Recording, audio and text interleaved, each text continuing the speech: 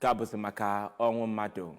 Enigo ozu Chief Augustine Onyebuchi Nzekwe na Ụmụnaga Village Awka dị n'okpuru ọchịchị obodo Awka South na Anambra State na Mbarabeya. Ya bụ mmemme enimozu nke eji ụka wee malite na Mbarabeya nke dọtara ndị mmadụ dịgasị iche iche gụnyere ndị enyi, ndị ọgọ, ikwu na ibe na ndị na-echere ha ezi echiche. Kachibụzọ Okoye kọtọpụrụ gị akụkọ a.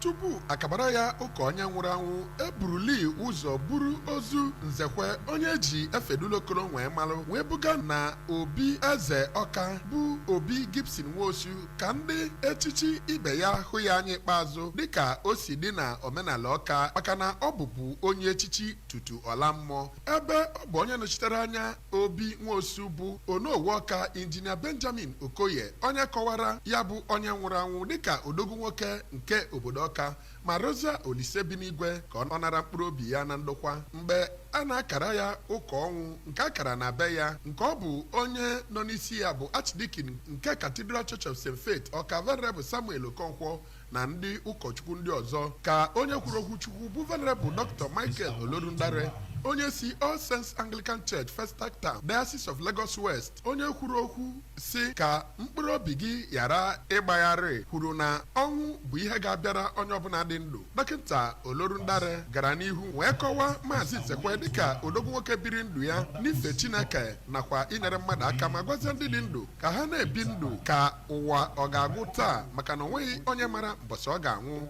Ofu nwanne ya nwoke bụ Maazị Jonathan Nzekwe kwuru na ọnwụ ya bụ onye tọrọ ya wutere ya nke ukwuu ma kọwaa ya dịka onye na-ejere Chineke ozi ma na-emekwa omume dị mma mgbe ọ nọ ndụ ma kwue na ọ nwụrụ oge ezinụlọ ha chọrọ ya nke ukwuu ma Rosa Olise bi n'igwe ka ọ nabata mkpụrụ obi ya. N'okwu ha dị iche iche ka Maazị Kanayo Obidigbo na Oriakụ Uche Nwakeze toro ya bụ odogwu nwoke maka ezigbo ndụ o biri ma kọwaa na ọnwụ ya bụ nnukwu ihe nyere ezinụlọ ya nakwa obodo Awka. Ya bụ Augustine Onyebuchi Nzekwe bụ onye biri ọtụtụ ndụ ya na mba Turkey tupu ọ nata obodo Naijiria wee hapụkwa nwunye ya bụ Ogechukwu ka o libe ụjụ ya. Ọ gbara afọ 63 wee na mmụọ. Ọtụtụ ndị bịara ya bụ mmemme enimozu ya gụnyere ọzọ Obi Ọchịje Modlem nke Awka nakwa Maazị Abụchinwa ọzọ onye bụ osote gọvanọ Rotary International District 9142 na ndị ọzọ